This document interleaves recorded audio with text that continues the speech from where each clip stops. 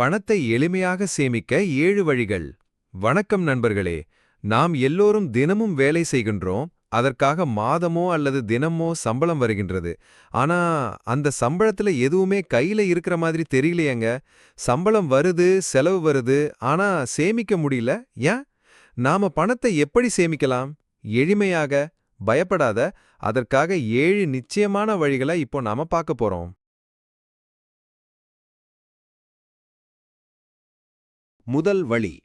முதலில் உங்களுக்கே பணம் கொடுங்க. பே யுவர் செல்ஃப் ஃபாஸ்ட். இதுதான் பணம் சேமிப்பதற்கான முதலாவது பொன்னான நெறி. சம்பளம் வந்த உடனே 20% அல்லது 30% ஏதாவது நேரடியாக ஒரு சேமிப்பு கணக்கில் வையுங்க. மாறாக செலவுக்கு பிறகு சேமிக்க முயற்சி பண்ணாதீங்க.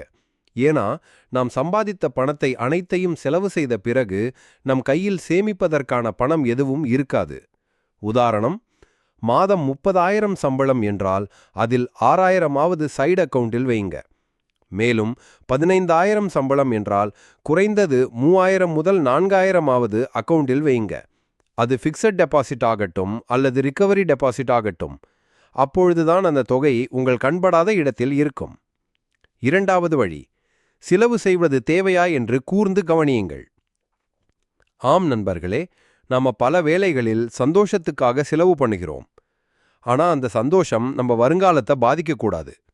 உதாரணம், தினமும் டீ கடைக்கு 30 ரூபாய் செலவு செய்வது, வாரத்திற்கு 3 அல்லது 4 முறை ஹோட்டலுக்கு சென்று ஃபேமிலியாகவோ அல்லது தனியாகவோ உணவு உட்கொள்வது. Online shopping. ஆன்லைன் ஷாப்பிங் என்பது ஒரு கௌரவமாக ஒரு சிலர் நினைக்கின்றார்கள். மாறாக நாம் ஒரு பொருளை நேரில் பார்த்து வாங்குவது சிறந்த வழியாகும். இவ்வாறாக நாம் அனைவரும் 2,000 முதல் 3,000 வரை ஒவ்வொரு மாதமும் வீண் செலவு செய்கின்றோம். மாறாக நாம் செய்ய வேண்டியது, ஒரு நாளைக்கு 1 ரூபாய் கூட எப்படி செலவாகிறது என்று எழுதுங்க. அதில் இருக்கின்ற வீணான செலவுகளை குறைத்தாலே அதுவே மிகப்பெரிய சேமிப்புதான்.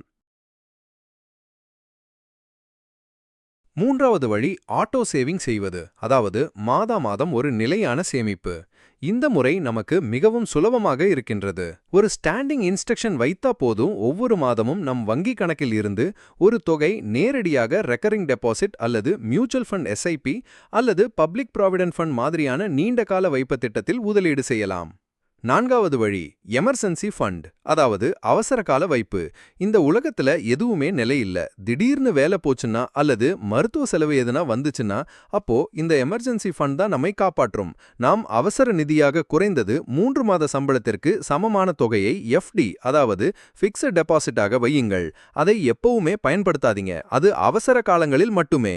உதாரணமாக, உங்களுடைய சம்பளம் 15,000 என்றால் அவசர கால நிதியாக 45,000 முதல் 50,000 வரை நாம் சேமித்து வைத்துக் கொள்ள வேண்டும். ஐந்தாவது வழி கனவு கொண்ட சேமிப்பு, கோல் பேஸ்டு சேவிங். குறிப்பாக வீடு வாங்கணும், குழந்தைகளுக்கு கல்யாணம் செய்யணும், குழந்தைகளுக்கு கல்வி, இது மாதிரி உங்கள் கனவுகளுக்கான சேமிப்பு வெவ்வேறாக இருக்கணும். ஒவ்வொரு கனவுகளுக்கும் ஒவ்வொரு வழியாக நாம் சேமிக்க வேண்டும். அப்பொழுதுதான் அந்த கனவுகளை நாம் எளிமையாக பூர்த்தி செய்ய முடியும். நம் வாழ்க்கையில் நாம் ஒவ்வொரு நாளும் தேவையில்லாமல் 100 ரூபாய்க்கு மேல் செலவு செய்து கொண்டுதான் இருக்கின்றோம். அது மதுப்பழக்கமாக இருக்கலாம், புகைப்பழக்கமாக இருக்கலாம், அல்லது நண்பர்களிடம் சேர்ந்து ஊர் சுற்றுவதாக இருக்கலாம். அவ்வாறு செலவு பண்ணும் பட்சத்தில் உங்கள் கனவுக்காக 100 ரூபாய் தினமும் சேமிக்க முடியாதா என்ன? அதற்காக தனி எஃப்டி, ஆர்டி அல்லது ஒரு நல்ல மியூச்சுவல் ஃபண்டில் வைத்து விடலாம்.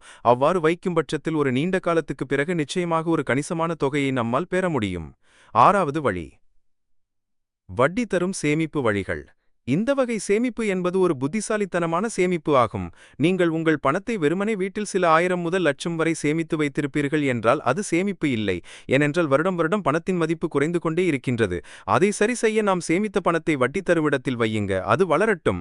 உதாரணமாக கோல்டு வாங்குவது, நிலங்கள் வாங்குவது அல்லது ஃபிக்ஸட் டெபாசிட்டில் வைப்பது மற்றும் மியூச்சுவல் ஃபண்ட், எஸ்ஐபி இது போன்ற வட்டித்தரம் திட்டங்களில் இன்வெஸ்ட்மெண்ட் பண்ணுங்க. இது நீங்க வேலை செய்யாமலேயே உங்கள் பணம் உங்களுக்காக வேலை செய்யும். ஏழாவது வழி சலுகைகள், கூப்பன்கள், சிக்கனம். நம்ம செலவுகளை நாமே குறைக்கலாம். ஆன்லைன் ஷாப்பிங் செய்யும்போது கூப்பன்களை பயன்படுத்துங்கள். கேஷ்பேக் ஆப், அதாவது ஃபோன்பே, பேடிஎம், ஆஃபர்ஸ் மற்றும் ரிவார்ட் பாயிண்ட் எல்லாம் பயன்படுத்தினால் உங்கள் பணம் நிறைய சேமிக்கப்படும்.